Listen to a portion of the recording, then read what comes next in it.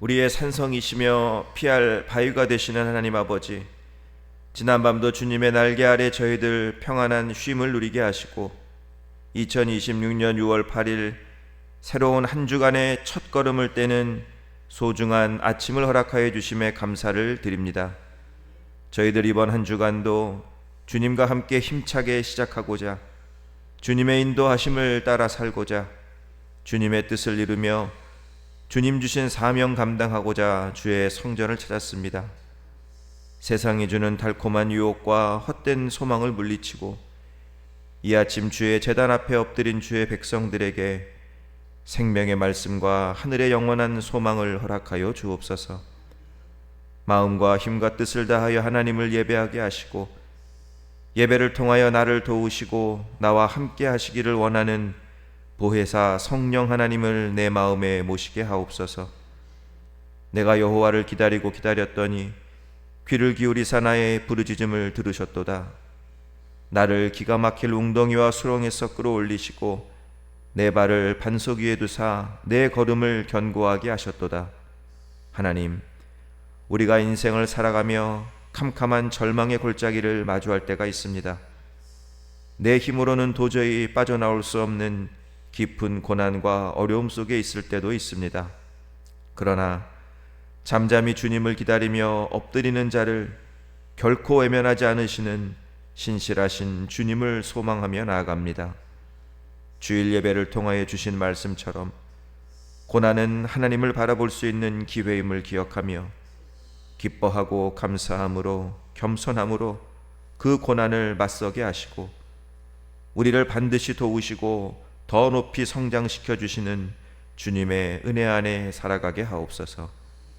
긍휼의 주님, 우리의 조급함을 용서하여 주옵소서. 하나님의 때를 기다리지 못하고 원망하고 불평하고 내 고집과 지식으로 앞서 나갔던 우리의 교만을 용서하여 주시고 겸손함으로 감사함으로 주님의 뜻을 구하는 자 되게 하옵소서. 우리의 아픔에 함께 하시는 주님, 주님은 아파하는 자, 질병과 고통 가운데 있는 자 절대로 외면치 않으시고 그들을 고쳐주시고 치유해 주셨습니다. 주님의 그 크신 은혜가 우리에게도 지금 이 시간에도 동일하게 이루어짐을 믿습니다. 이 아침 눈물로 부르짖는 환우들의 기도에 귀를 기울여 주시고 주님의 치유와 구원의 손길을 허락하여 주옵소서. 수술 후 치료 중인 성도님들, 육신의 질병과 연약함을 가진 성도님들, 우울과 불안으로 마음의 아픔이 있는 성도님들, 주님께서 친히 치유하여 주옵소서. 치료의 과정을 주님 친히 주관하여 주셔서 온전하게 회복되게 하시고 육신의 질병은 깨끗이 낫게 하시고 신체의 연약한 부분들 강건케 하여 주시고 불안과 우울은 물러가 주님의 평안과 기쁨만이 채워지게 하옵소서.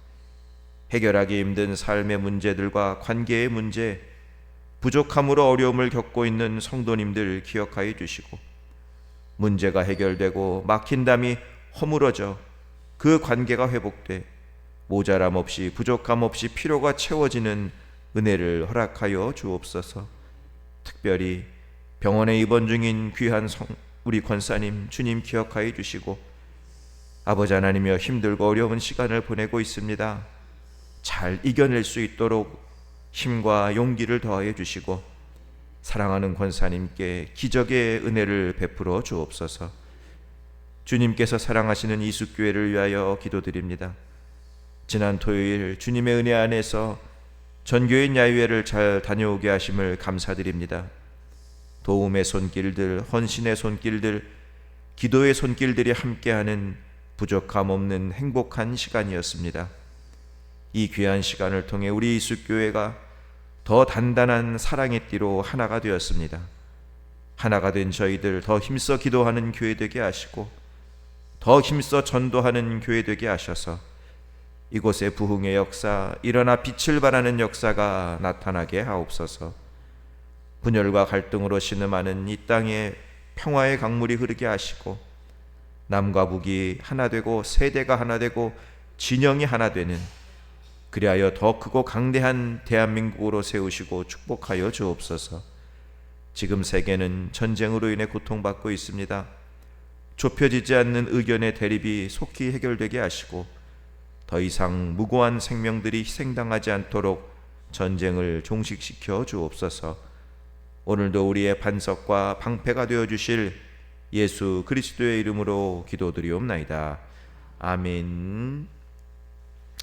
예, 우리 오늘 하나님 말씀 우리 마태복음 우리 19장 23절로 우리 30절까지의 말씀 보겠습니다. 마태복음 19장 23절로 우리 30절까지의 말씀 우리 함께 읽어 나갑니다. 예수께서 제자들에게 이르시되 내가 진실로 너희에게 이르노니 부자는 천국에 들어가기가 어려우니라. 다시 너희에게 말하노니 낙타가 바늘귀로 들어가는 것이 부자가 하나님의 나라에 들어가는 것보다 쉬우니라 하시니 제자들이 듣고 몹시 놀라 이르되 그렇다면 누가 구원을 얻을 수 있으리이까? 예수께서 그들을 보시며 이르시되 사람으로는 할 수 없으나 하나님으로서는 다 하실 수 있느니라. 이에 베드로가 대답하여 이르되 보소서 우리가 모든 것을 버리고 주를 따라 싸운데 그런즉 우리가 무엇을 얻으리이까? 예수께서 이르시되 내가 진실로 너희에게 이르노니 세상이 새롭게 되어 인자가 자기 영광의 보좌에 앉을 때에 나를 따르는 너희도 12 보좌에 앉아 이스라엘 12 지파를 심판하리라. 또 내 이름을 위하여 집이나 형제나 자매나 부모나 자식이나 전토를 벌인 자마다 여러 배를 받고 또 영생을 상속하리라. 그러나 먼저 된 자로서 나중되고 나중된 자로서 먼저 될 자가 많으니라. 아멘. 하루의 첫 시간 우리 하나님께 예배드리는 성도님들 주 안에서 축복합니다. 우리 예수님이 주시는 은혜와 평강이 우리 사랑하는 성도님들 오늘 한날의 삶 가운데도 함께 하시길 주님의 이름으로 축원합니다.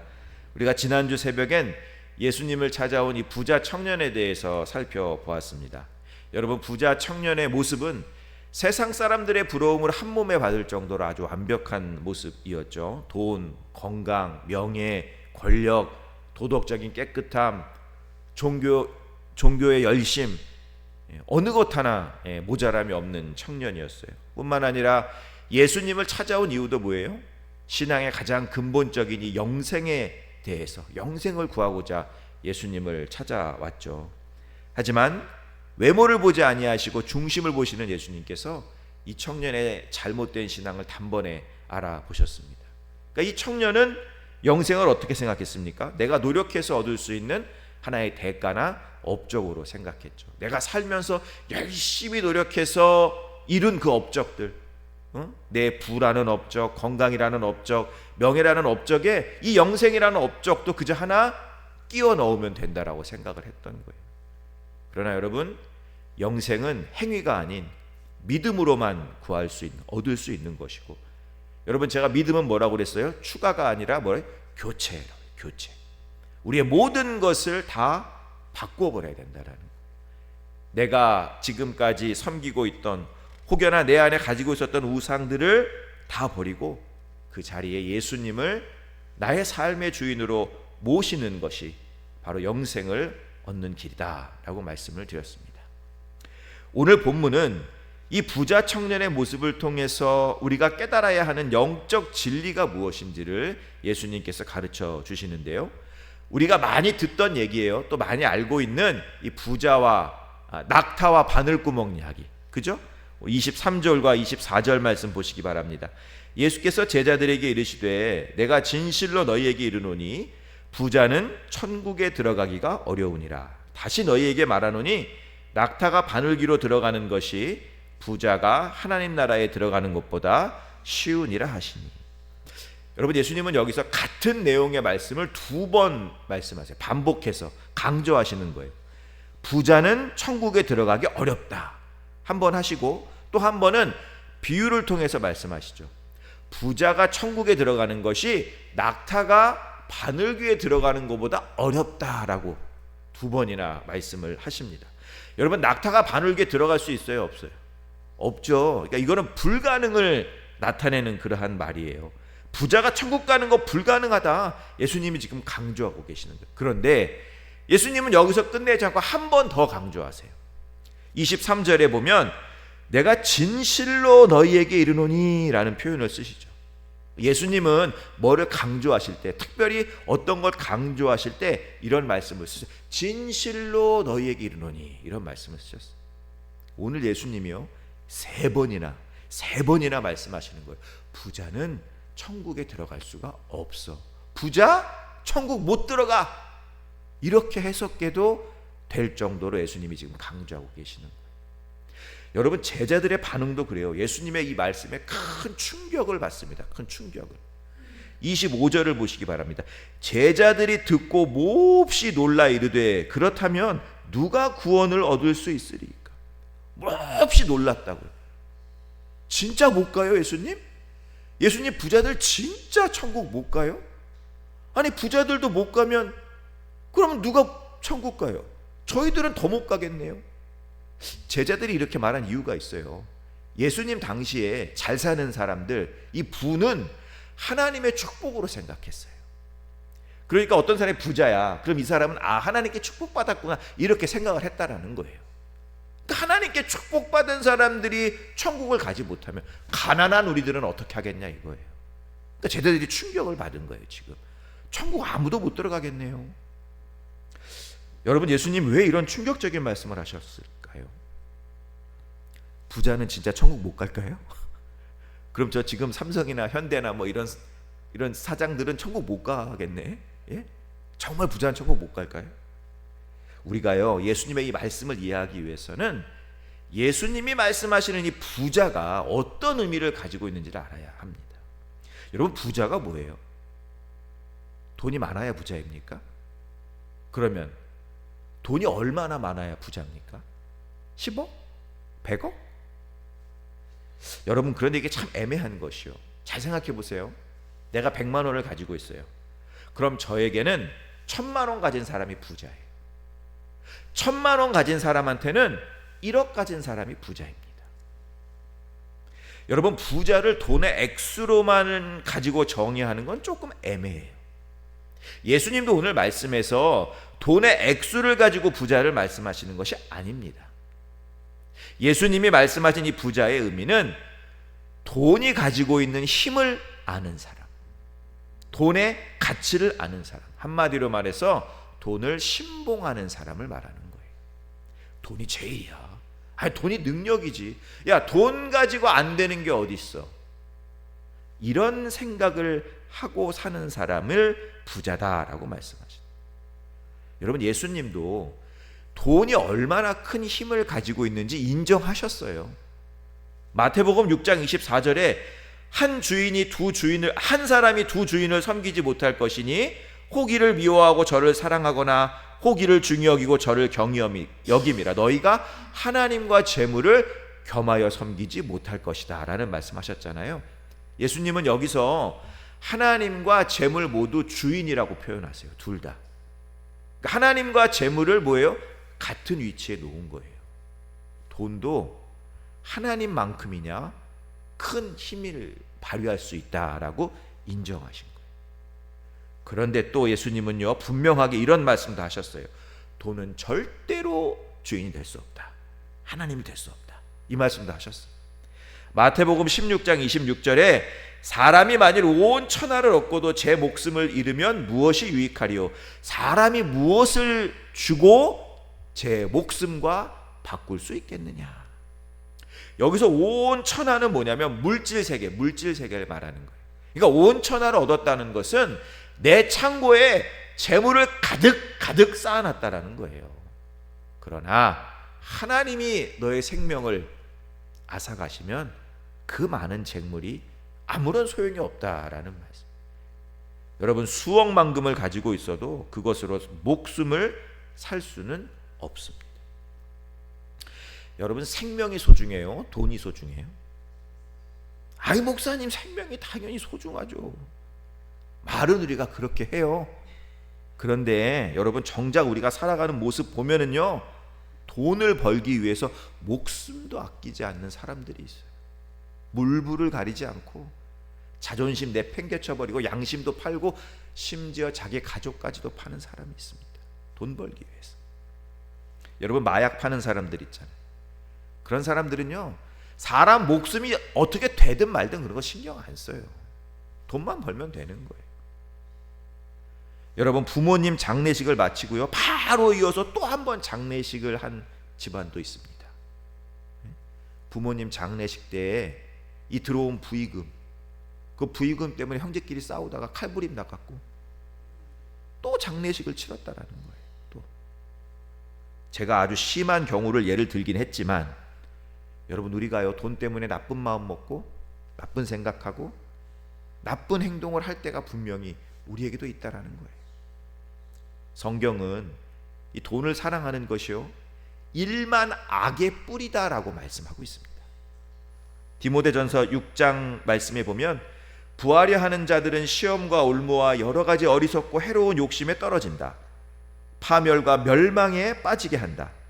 돈을 사랑함이 일만 악의 뿌리가 되나니 이것을 탐내는 자들은 미혹을 받아 믿음에서 떠나 많은 근심으로 자기를 찔렀다라고 말씀하고 있습니다. 여러분, 돈은 우리에게 중요하죠. 이 세상 살아갈 돈 필요해요. 돈은 나쁘다고만 할 수 없습니다. 돈은 중요해요. 돈은 귀해요. 돈은 능력이 있어요. 그런데 여러분, 우리가 잘 알아야 하는 것이 돈의 좋고 나쁨이 있습니다. 그런데 이 돈의 좋고 나쁨은 돈이 가지고 있는 게 아니에요. 사람이 가지고 있는 거예요. 사람이 그 돈을 어떻게 생각하고 어떻게 사용하느냐에 따라서 그 돈이 좋은 돈이 될 수도 있고 나쁜 돈이 될 수도 있다라는 거예요. 예수님이 오늘 말씀하시는 부자의 의미는 바로 이런 의미의 부자는 돈이 많은 사람이라기보다는 돈을 하나님처럼 생각하는 사람, 돈을 제일로 최고로 생각하는 그러한 사람이다라는 거예요. 여러분, 너무 안타깝게도 일부 그리스도인들은 교회를 다니면서도요, 구원을 돈으로 살 수 있다고 생각하는 사람들이 있습니다. 내가 헌금 좀 하지 뭐. 내가 뭐 개척교회 하나 지어주지 뭐. 하나님, 제가 이 정도 했으면 하나님에게 할 만큼 하지 않았나요? 겉으로는 이렇게 말 안 하겠죠. 그러나 은연중에 속으로 이렇게 생각하는 사람들이 있어요. 문제는 어디에 있느냐? 돈의 양에 있는 것이 아니라 돈을 생각하는 태도에 있다라는 거예요. 돈보다 하나님을 더 가치 있게 생각하느냐 아니냐에 있는 것입니다. 여러분, 돈이 100억이 있는 사람도 천국에 들어갈 수 있어요. 그러나 돈을 100만 원 가지고 있는 사람도 천국에 들어가지 못할 수가 있습니다. 다음으로 여러분, 우리가 생각해 봐야 될 게 뭐냐면 26절 말씀이에요. 예수님 말씀, 예수께서 그들을 보시며 이르시되 사람으로는 할 수 없으나 하나님으로서는 다 하실 수 있느니라. 먼저 이 말씀은, 여러분, 구원은 사람이 이룰 수 있는 게 아니다, 하나님만이 이룰 수 있는 것이다 라는 그러한 의미의 말씀이에요. 그런데 이 말씀을 오늘 이 부자의 비유에 연결시켜 생각해 보면 이렇게 우리가 해석할 수도 있습니다. 돈이라는 것을 너희들 세상이 생각하는 것처럼 그렇게 모든 것을 할 수 있는 능력으로 여기고, 그리고 신으로 섬긴다 해도 그 돈이 절대로 구원을 이룰 수 없다라는. 하지만 재물보다 하나님을 더 귀하게 여긴다면 반드시 구원을 이룰 수 있다라는 말로 해석할 수가 있습니다. 사랑하는 성도 여러분, 부자가 되세요. 여러분, 부자가 되시기 바랍니다. 그런데 오늘 예수님의 이 말씀을 잘 기억하면서 부자가 돼요. 예수님은요, 저와 여러분에게 너희들 가난하게 살아라 말씀하시는 분 아니에요. 우리는 열심히 일해서 또 하나님이 주시는 지혜로 돈을 벌어야 돼요. 돈을 벌어서 하나님의 뜻대로 또 가치 있게 받은 축복을 나누며 살아가면 여러분, 그보다 더 아름다운 인생은 없습니다. 부자에는요, 3가지 유형이 있대요. 3가지 유형. 첫 번째는 철저하게 돈의 노예로 사는 부자가 있어요. 이거는 구두쇠형 부자야. 구두쇠형 부자. 이런 사람은요, 돈이 한번 들어가면 죽어도 안 나와. 한번 들어가면 절대 나오질 않아요. 이런 사람들은 자기 주위의 사람들, 심지어는 내 자녀나 형제들이 어떻게 되든 아무런 상관도 하지 않습니다. 왜냐? 그거 상관하는 순간 내가 도와줘야 되니까. 그게 아까운 거예요. 바늘로 찔러도 피 한 방울 안 나올 사람들. 여러분, 이런 사람은 철저하게 돈을 우상으로 섬기는 사람들. 두 번째로요, 돈의 위력으로 다른 사람을 조정하려고 하는 부자가 있대요. 아주 교활하고 사특한 사람들. 이런 사람들은 돈의 위력을 알아, 그 힘을 알아. 그래서 겉으로는요, 이 사람 저 사람에게 돈을 막 잘 써. 그런데 돈을 잘 쓰는 이유가 뭐예요? 돈으로 이 사람들을 이용해 먹는 거야. 내 마음대로 하려고. 여러분, 정치인이나 뭐 높은 사람들한테 뇌물을 왜 줍니까? 그 사람들 이용해 먹으려고 하는 거예요, 내 마음대로. 오히려 이 사람들을 이용해서 불법 같은 일을 행하고 돈을 더 많이 벌기 위해서 그런 일을 하는 사람들이 있다. 세 번째, 어떤 부자가 있느냐? 하나님 사랑하는 부자가 있어요. 하나님 사랑하는 부자. 여러분, 돈보다 하나님을 더 우선하고 하나님을 더 중요하게 여기는 사람, 돈이 아닌 하나님을 믿는 사람, 진짜 부자, 진짜 부자. 여러분, 이런 사람들은요, 돈도 잘 벌지만 돈도 잘 써요.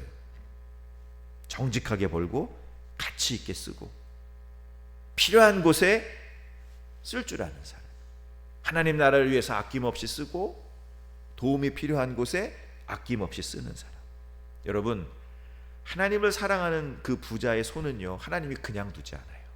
하나님 반드시 축복하십니다. 잠언에 보면 이런 말씀 많아요. 잠언 3장에 보면 너의 재물과 너의 소산물의 처음 익은 열매로 하나님을 공경하라. 그리하면 너의 창고가 가득히 차고 내 포도집 틀에 새 포도즙이 가득하리라.